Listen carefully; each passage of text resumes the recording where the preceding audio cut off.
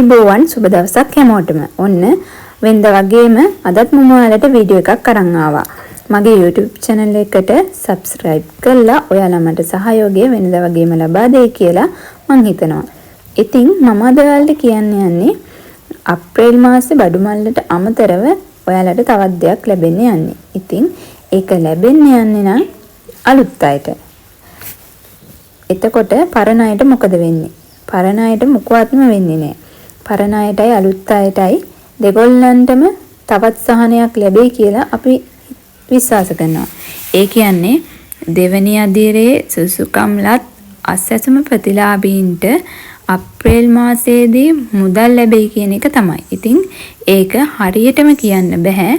අප්‍රේල් මාසයේ සිංහල හින්දු අලුත් අවුරුද්දට කලින් කුමක් හෝ වෙනසක් වෙයි කියලා දැනට විශ්වාසයක් තියෙනවා. ඒ කියන්නේ දැනට අස්වැසුම ප්‍රතිලාභීන්ට පමණක් නෙවෙයි දෙවන අදියරේට සුසුකම්ලත් අඩු ආදායම්ලාභී පවුල්වල සුසුකම් ලත් අයට මොකද ඒවත් මේ ගමන සමීක්ෂණය සඳහා තෝරාපත් කරලා තිබුණේ රජයේ නිලධාරීන්. ඉතින් රජයේ නිලධාරීන් මේ කටයුතු සුසුකාර්ද නැද්ද කියලා හරියටම තෝරාපත් කරගෙන මෙම කටයුත්ත කරලා ඇති කියලායි තමයි හිතෙන්නේ. ඉතින් දැන්ට ඉන්න අපි කියන්නේ නැහැ දැන්ට ඉන්න අස්වැසුම ප්‍රතිලාභීන් සුසුකම් ඇති හෝ නැති අයද කියන හරියටම අපි දන්නේ නැහැ.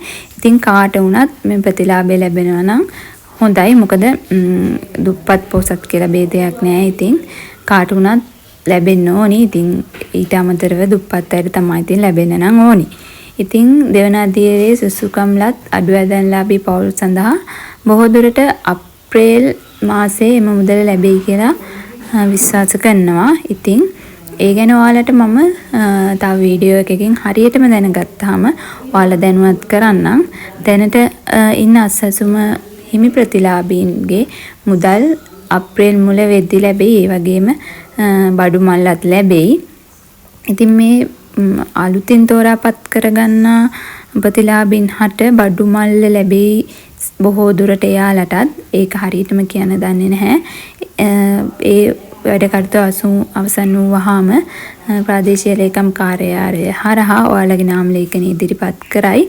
ඉතින් මේ පිළිබඳ වැඩිදුර තොරතුරු මම ඔයාලට වීඩියෝ එකකින් ගේන්නම්. එතකම් මාත් එක්ක රැඳිලා ඉන්න මට subscribe කරලා මට සහයෝගය ලබා දෙන්න. ඔයාලට සුබ දවසක්.